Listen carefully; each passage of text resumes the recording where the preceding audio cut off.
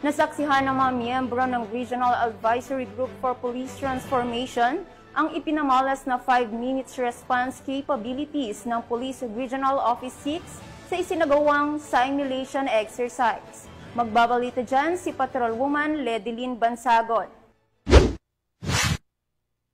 Muling ipinakita ng Police Regional Office 6 sa pangunguna ni Police Brigadier General Josefino D. Ligan, Regional Director ng PRO6, ang kausayan at bilis ng kapulisan sa pamamagitan ng 5-minute police response capability sa mga membro ng Regional Advisory Group for Police Transformation and Development 6 na pinamumunuan ni Chairperson Professor Mary Ann Tupas Gumban sa Camp Jufela B. Delgado, Fort San Pedro, Iloilo City.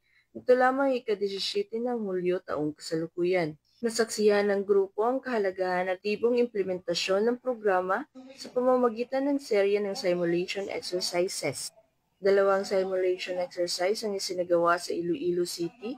Isa rito ay gumamit ng 911 emergency hotline habang isa pang SIMEX ang ginanap sa Boracay, Malayaklan. Ang aktibidad na ito ay patunay ng kahandaan ng PRO6 na agad tumugon sa anumang uri ng emergency upang mapanatili ang kaligtasan ng publiko. Binigyan din ni Police Brigadier General Ligan na ang layunin ng programang ito ay hindi lamang pagpapakita ng bilis, kundi pati na rin ang maayos na koordinasyon at efficient na operasyon ng mga tauhan ng Philippine National Police sa oras ng pangangailangan.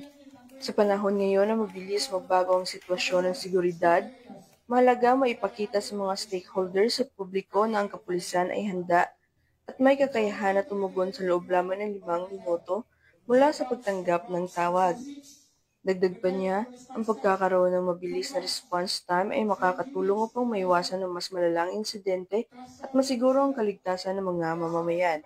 Sa pamamagitan ng ganito mga pagsasanay, pinatutunayan ng PRO6 ang kanilang matibay na pangako sa kaligtasan at seguridad ng bawat komunidad sa Western Visayas. Ito ay nagpapakita na sa oras ng pangangailangan, maaari nating asahan ang kapulisan na agad darating upang magbigay ng proteksyon at solusyon. Sa huli, nanatiling pangunahing layunin ng PRO6 na itaguyod ang isang ligtas at mapayapang rehiyon kung saan ang bawat mamamayan ay may kumpiyansang ang kanilang pulis ay mabilis, maaasahan at handang magserbisyo anumang oras. Mula dito sa Police Regional Office 6, ako ang inyong Police News Network Correspondent, Patrolwoman Ledilyn Bansagon, alagad ng batas, tagataguyod ng Balitang Pulis.